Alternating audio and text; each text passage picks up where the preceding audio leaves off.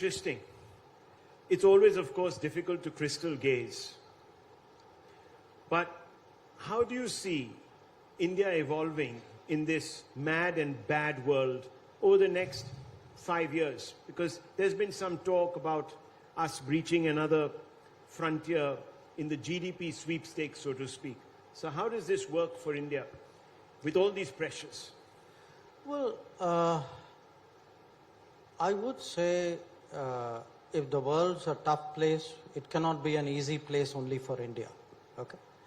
So, to my mind, if I were to look at the next 2 years, I would say it'll be very important for our country to have the right kind of leadership, to have the systems in place, the confidence, the judgment, to navigate what will be a very stormy time. You know, I do fairly confidently predict at least a stormy, a turbulent, hopefully half a decade. Now, how do we navigate that turbulence? I think partly by studying the economy, under the circumstances, doing as strongly as we can, executing the reforms that we can do, we need to do. We should have done some of them a long time ago. And also in this, because relatively we would hopefully be better placed, see whether the process of India's rise continues even amidst the turbulence.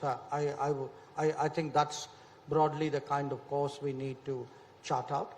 My own sense, very frankly, is that's also the expectation that the world, or the calculation much of the world has of us.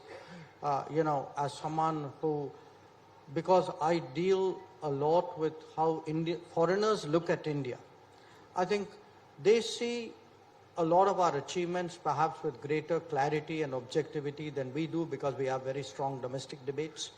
They look at the 2 point something billion shots in the arm, marvel at it. They look at the fact that, the kind of doomsday scenario that, there'd be so many people going back to their homes, how will you feed them? How will your economy not completely stall? All of that has proved to be unfounded. In fact, we have actually, I think perhaps most Indians don't entirely realize it, we have actually created a social security, social safety net in the course of the last 3 years.